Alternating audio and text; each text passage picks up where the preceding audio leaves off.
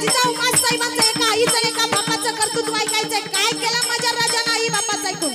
जिजाऊ मासाहेबांनी सांगितलं तशा सगळ्यांनी दारं उघडली गेली.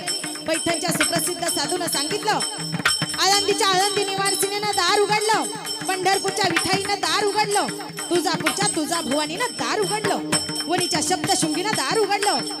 सगळ्यांची दारं उघडली गेली. 9 महिने 9 दिवसानंतर माझ्या जिजाऊ मासाहेबांच्या पोटी पुत्र जन्माला आला. त्याला पुत्राचं नामकरण सोहळा शिनेरीवरती जन्म झाला. शिवाई देवीच्या आशीर्वादानं पुत्र झाला. जिजाऊ मासाहेब म्हणता, नामकरण करा शिवाजी. झालं माझ्या राजाचं नामकरण सोहळा. माझा राजा मोठा होऊ लागला. जिजाऊ मासाहेब सांगतायत, राज राज राज ऐका राज राज स्वराज्य निर्माण करायचंय राज. पण राज त्या महादेवाला अभिषेक करायचंय राज. ऐका रे कीर्तनाला आलेल्या माझ्या माई बापांनो, आपण करतोय महादेवाला अभिषेक. कशाचे अभिषेक करतोय? दुधाचे, तुपाचे, ताकाचे, पाण्याचे, दह्याचे आणि गोमूत्राचे अभिषेक करतोय रे माझ्या माई बापांनो.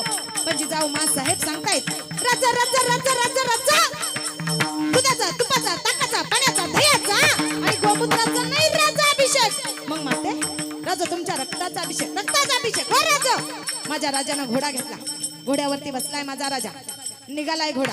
टप टप टप टप टप टप टप टप टप टप टप टप टप. वा वा वा आला आला आला घोडा आला. कुठं आला घोडा?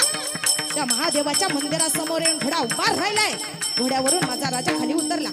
त्या महादेवासमोर जातोय. महादेवाला वाकून नमस्कार करतोय. माझा राजा महादेवाला म्हणतोय, महादेवा, ए भोळा शंकरा, ए शंभू शंकरा, झाले रे तुला अभिषेक. दुधाचे, तुपाचे, ताकाचे, पाण्याचे, दह्याचे आणि गोमूत्राचे अभिषेक झाले रे. आज तुला माझ्या रक्ताचा अभिषेक होतोय. माझ्या राजानं कमरेची समशेर बाहेर काढली. उजव्या हातावरती वार केला. यातनांचा जाज जाज झाला आणि स्वराज्यासाठी माझ्या राजानं अभिषेक केला. कुणाचं ऐकून? जिजाऊ मासाहेबांचं. बापानं सांगितलं, राजा राजा राजा हा घ्या भगवान भडकवा तुमच्या स्वराज्य